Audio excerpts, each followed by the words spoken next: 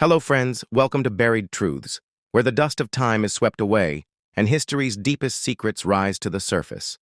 Let's view the video. The Iron Brigade, originally known as the Black Hat Brigade, was formed early in the American Civil War, consisting primarily of regiments from the western states of Wisconsin, Indiana, and later Michigan. Their official designation was the 1st Brigade, 1st Division, I Corps of the Army of the Potomac. These soldiers quickly earned a reputation for discipline, toughness, and fierce loyalty to the Union cause. The brigade was initially commanded by Brigadier General Rufus King and later by General John Gibbon, a strict disciplinarian. It was under Gibbon's leadership that the brigade was molded into a fearsome and effective fighting force. His insistence on hard training and strict regulations earned him the grudging respect of his men. Gibbon, a West Point graduate from North Carolina, ironically led a Union brigade despite his Southern origins. A distinct feature of the Iron Brigade was their uniform. Unlike most Union soldiers who wore blue kepis, the men of the Iron Brigade wore tall, black hardy hats, giving them a unique and imposing appearance. These hats became a symbol of their identity and pride. Their full-dress uniforms, rarely worn in combat by others, further set them apart on the battlefield. The brigades' first real action came in the Northern Virginia campaign, but they began to build their reputation even before firing a shot. Known for their silent marches and strict formations, they impressed even experienced officers. Their discipline under pressure and cohesion in the field made them stand out in an often chaotic army. They were dubbed the Iron Brigade of the A West by General George B. McClellan after witnessing their tenacity and endurance during marches and early skirmishes. The name stuck and became synonymous with bravery and steadfastness. Unlike other units, they were one of the few Western brigades to serve entirely in the Eastern Theater. By late 1861 and into early 1862, the brigade had solidified its core makeup: the 2nd, 6th, and 7th Wisconsin, the 19th Indiana, and later, the 24th Michigan. These units would stand shoulder to shoulder in some of the Civil War's fiercest battles. Their western roots gave them a rugged edge not often seen in their eastern counterparts. The Iron Brigade quickly gained the admiration of both their commanders and peers. Their strict appearance and flawless maneuvering were not for show. It reflected their deadly seriousness and readiness for battle. Each man knew he was part of something exceptional, bound by duty and pride. Their origin story sets the tone for what was to come: a fearless, cohesive force forged by discipline and devotion. The Iron Brigade was not born from glory, it earned it, and their legend was just beginning to form. On the evening of August 28th, 1862, the Iron Brigade would face its first major test at the Battle of Bronner's Farm in Northern Virginia. As part of the Northern Virginia campaign, the brigade unexpectedly clashed with seasoned Confederate troops under Stonewall Jackson. What began as a brief encounter evolved into a savage stand-up fight. The Iron Brigade, then consisting of the 2nd, 6th, and 7th Wisconsin and the 19th Indiana, was advancing when they encountered Confederate forces hiding in the woods. Jackson had chosen the spot deliberately, intending to lure Union forces into combat. But the Iron Brigade did not falter. They lined up and fought like veterans. The engagement began around 6 p.m., and the two sides fired into each other at point blank, ranged for nearly 2 hours. The Iron Brigade stood its ground under a ferocious Confederate assault, refusing to retreat despite being outnumbered. Their black hats and solid formations made them a prime target, yet they held firm. One of the most remarkable aspects of Bronner's Farm was the sheer intensity of the musketry. Officers reported that volleys were so continuous it seemed like a rolling thunderstorm. Despite massive casualties, the brigade maintained discipline and refused to break ranks. It was their first real battle, but they fought with the resolve of hardened warriors. The Confederates, particularly the famed Stonewall Brigade, were shocked by the Iron Brigade's resolve. Jackson later noted that he had never seen a unit fight so tenaciously in their first battle. It marked a turning point. The brigade had earned its place among the Army of the Potomac's elite. Casualties were staggering. Of the 2,800 Union troops engaged, nearly 1,200 were killed, wounded, or missing, most from the Iron Brigade. The 2nd Wisconsin suffered 276 casualties alone. Yet despite these losses, they inflicted equal damage on their opponents. The fields were soaked in blood by the battle's end. The sun set over Bronner's farm with both sides exhausted. The Iron Brigade had held the field long enough for reinforcements to arrive, preventing a Confederate breakthrough. Though technically inconclusive, the battle was a moral victory for the Union and a rite of passage for the Iron Brigade. Bronner's farm baptized the Iron Brigade in fire and blood. Their courage under withering fire became legendary, and from that moment forward, they were no longer just the Black Hat Brigade. They were soldiers who had looked death in the eye and stood their ground. After the trial by fire at Bronner's farm, the Iron Brigade was thrust immediately into the larger Second Battle of Bull Run. Just days after their brutal baptism, they were called upon again. Fatigued and bloodied, they marched into the chaos, determined to prove their mettle once more. At Second Bull Run, fought from August 28 to 30, 1862, Union forces under General Pope faced a strategic trap set by Robert E. Lee.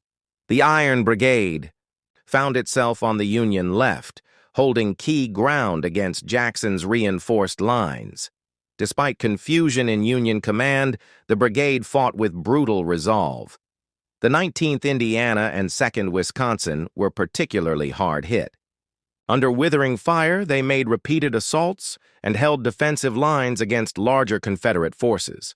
Though the battle ended in a Confederate victory, the Iron Brigade's tenacity prevented a complete rout. They helped cover the Union retreat, once again solidifying their reputation.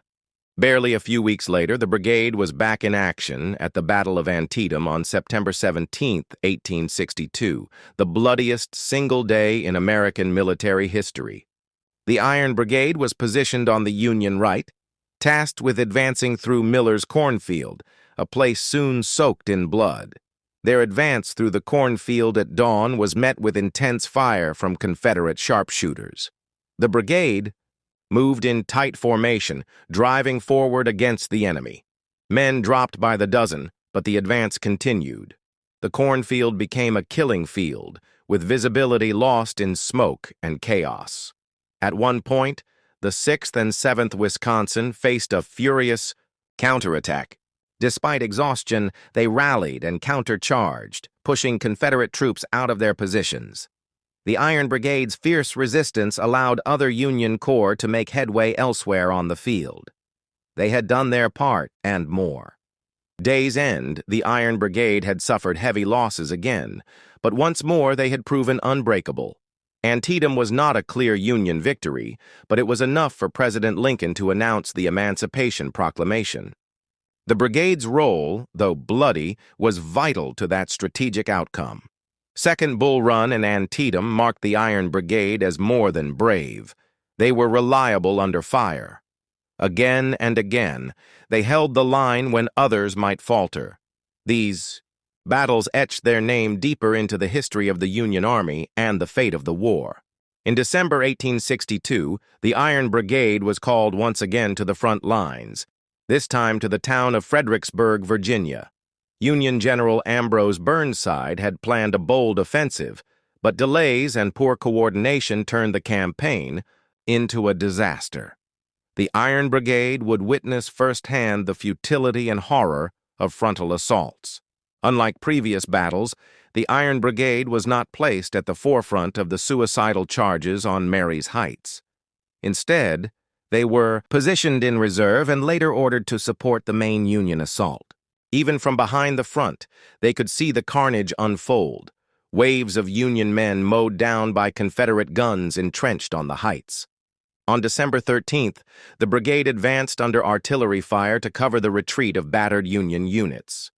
As they moved through the shell-torn town, they encountered wounded men, shattered buildings, and the horrifying wreckage of war. It was their first real experience of fighting in an urban environment. The brigade suffered casualties from sharpshooters and stray artillery, but their main role was to hold a defensive line while chaos erupted around them. Though frustrated at not being in the main assault, many officers privately admitted it spared the brigade from certain slaughter. They were lucky this time. The 24th Michigan, which had only recently joined the brigade, experienced its first taste of large-scale combat. Though untested in previous battles, the men of the 24th showed remarkable composure and discipline. Their integration into the Iron Brigade was complete through shared hardship and solidarity. As the days wore on and the Union Army failed to dislodge Lee's forces, morale plummeted. Soldiers described Fredericksburg as a senseless bloodbath. The Iron Brigade, though not as heavily engaged, was deeply affected by the needless slaughter and the bitter cold that followed the fighting. By December 15th, Burnside ordered a withdrawal. The Iron Brigade covered the retreat under the cover of night, moving silently across makeshift bridges and frozen ground. They left behind thousands of dead and wounded comrades, as well as the heavy realization that the war would not end soon. Fredericksburg was a sobering experience for the Iron Brigade. Though spared from annihilation, they witnessed the recklessness of poor leadership and the high cost of hubris. It wasn't always valor that defined their role. Sometimes it was survival amid madness. On July 1st, 1863, the Iron Brigade would make its most legendary stand at the Battle of Gettysburg. As part of the Union Fur Corps, they were among the first to arrive west of the town. Their orders were clear: hold the line against the approaching Confederate divisions. The fighting would be brutal, and the cost devastating. The Iron Brigade engaged elements of General Heth's Confederate division along McPherson's Ridge. Despite being outnumbered, they charged forward with bayonets fixed. The 2nd Wisconsin collided directly with the enemy and was nearly destroyed, losing 77% of its men in less than an hour. But they stopped the Confederate advance, temporarily. Their ferocity in the opening fight stunned the Confederates. The Black Hats of the Iron Brigade became a feared sight that morning. They captured Confederate General Archer, the first general taken prisoner by the Army of the Potomac. But victory came at a terrible price, as their regiments were decimated. The brigade's stand on Seminary Ridge became one of the most iconic actions of the battle. For hours, they held off repeated Confederate attacks, firing volleys and holding their position under tremendous pressure. Trees were shredded, and smoke choked the battlefield. It was a desperate, heroic defense. By mid-afternoon, overwhelmed and nearly surrounded, the Iron Brigade was ordered to withdraw through the town. The retreat turned chaotic, with soldiers dodging enemy fire through narrow streets. Many were captured. Others made it to Cemetery Hill, where Union forces regrouped for the next day's fight. Among the hardest hit was the 24th Michigan, which suffered 80% casualties in one day. Their first major battle with the brigade became a crucible that bonded them permanently. By nightfall, only fragments of the original regiments remained, but their stand had bought time and saved the Union line. Their sacrifices on July 1st helped secure the high ground for the Union Army, a strategic advantage that would prove vital in the days to come. General Reynolds, who had committed them to the fight, was killed early in the battle, falling alongside his most dependable troops. Gettysburg became the defining moment of the Iron Brigade. Their losses were staggering, but their valor unmatched. In the eyes of the nation, they had become legends, proof that even in defeat, courage could win the day. They had held back the tide long enough for victory to take root. By the summer of 1863, the Iron Brigade had earned its place in legend, but at a staggering cost. No other Union brigade suffered as high a percentage of casualties. Their unmatched courage came with a brutal price, transforming them from an elite fighting force into a symbol of sacrifice. The brigade's original regiments, the 2nd, 6th, and 7th Wisconsin, 19th Indiana, and the newly added 24th Michigan, were reduced to skeleton units. Gettysburg alone had gutted their ranks. The 2nd Wisconsin, which entered the war over 1,000 strong, had fewer than 200 effectives by late 1863. Such losses were devastating. This extraordinary casualty rate drew attention across the Union Army and home front. Newspapers published stories lauding their bravery and mourning their losses. President Lincoln himself took note. During a review of the Army of the Potomac, he removed his hat in silent tribute as the Iron Brigade marched past. Survivors carried scars, both physical and emotional. Letters home told of nightmares, missing limbs, and friends buried in distant fields. But despite the suffering, they wore their sacrifice as a badge of honor. Their distinctive black hardy hats became more than uniform. They were a mark of grit, endurance, and pride. The brigade's discipline and refusal to yield under fire made them a benchmark for military excellence. Commanders often used the Iron Brigade as a standard when addressing new units. "Fight like the Black Hats," they'd say. Their valor was now woven into the Army's identity. Confederate generals respected them, too. Southern soldiers knew that encountering the Iron Brigade meant fierce resistance. Some even referred to them as the damned Black Hats, in admiration of their tenacity. Being feared by the enemy became part of their legacy. But the price of glory was attrition. Replacements came, but they couldn't fully restore what was lost. The brigade would fight in later campaigns, but the original core, the heart forged at Bronner's Farm and Gettysburg, was never the same. The survivors bore the torch forward. The legacy of the Iron Brigade was not built on victory alone, but on the blood they shed and the reputation they earned. Their sacrifices made them immortal in the annals of the Civil War. They had shown the nation what courage looked like, unyielding, bloodied, and proud. More than their battlefield feats, what truly defined the Iron Brigade was the brotherhood that bound them. Formed from Western states, Wisconsin, Indiana, and later Michigan, these men shared a fierce regional pride. They viewed themselves as different from the Eastern troops, tougher, wilder, and more independent. Their black hardy hats, worn with a distinct tilt, became symbols of this unique identity. Where other units wore standard kepis, the Iron Brigade's bold headgear set them apart. It wasn't just a uniform, it was a badge of honor. Confederate troops learned to fear the sight of those black hats. Camaraderie ran deep. Men slept shoulder to shoulder in cold, muddy camps, sharing coffee boiled in tin cups and stories by firelight. They celebrated promotions and mourned the dead together. Friendships forged in drill lines and trenches became unbreakable, sealed in smoke and blood. Officers were often veterans of the same battles as their men, commanding respect not through rank alone, but through shared sacrifice. Colonels like Rufus Dawes and Edward Bragg led by example, eating the same food and enduring the same hardships. Their leadership strengthened the unit's cohesion. Letters and diaries reveal how soldiers saw their brigade as a family. Even replacements quickly absorbed the Iron Brigade ethos. Veterans taught them to shoot straight, march hard, and never break rank. Discipline was strict, but loyalty ran even deeper. Their Midwestern roots reinforced their values: hard work, community, and independence.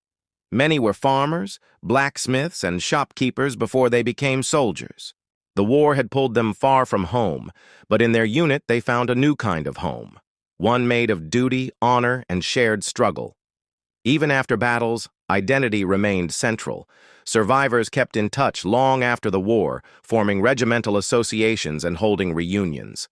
They walked old battlefields together, recalling fallen comrades and honoring the brotherhood that had shaped their lives. The Iron Brigade's bond was forged not only by bullets, but by shared purpose. They weren't just a fighting force. They were a living testament to unity under fire. Their identity was more than regional. It was spiritual, a fierce pride that endured long after the last shots were fired. As the Civil War dragged into its final bloody year, the Iron Brigade was a shadow of its former self. Battle after battle had reduced its ranks. The original regiments, once thousands strong, now counted their men by the dozens. Yet those who remained fought with undiminished spirit. They participated in Grant's overland campaign, moving through the wilderness and Cold Harbor, though now often absorbed into larger corps. The Iron Brigade's name still carried weight, but its cohesion had weakened with attrition and reorganization. Many veterans, discharged or disabled, had returned home. Others remained to see it through. By the time of Lee's surrender at Appomattox in April 1865, few original Iron Brigade soldiers were still in uniform. But the brigade had left its mark on nearly every major Eastern battlefront. From Brawner's farm to Gettysburg and beyond, their presence was etched into history with blood and steel. After the war, the survivors carried their legacy into civilian life. Some became politicians, teachers, or businessmen. Others struggled with wounds, memories, and grief, but all carried pride in what they had done. Reunions became sacred events, where they relived both glory and sorrow among comrades. Memorials and monuments soon rose in their honor. The Iron Brigade Monument at Gettysburg became a pilgrimage site for descendants and historians alike. School books began to tell their story. Artists painted them, poets praised them, and military historians used their name to define valor. In the collective memory of the Union, the Iron Brigade came to symbolize the citizen soldier, ordinary men who fought with extraordinary courage. Their distinctive identity, stubborn defense, and staggering sacrifice represented the best of what the Union Army could be.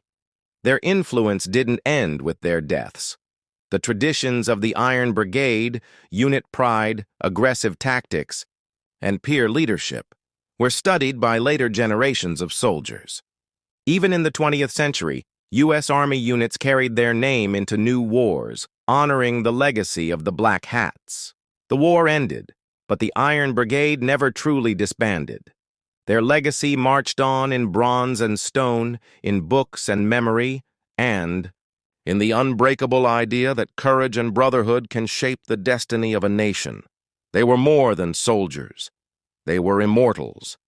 If you're passionate about uncovering the forgotten stories of our past, make sure to hit that subscribe button and turn on the notification bell. Don't forget to like the video if you're enjoying the journey so far, and stay tuned, because there's so much more history waiting to be unearthed right here on Buried Truths.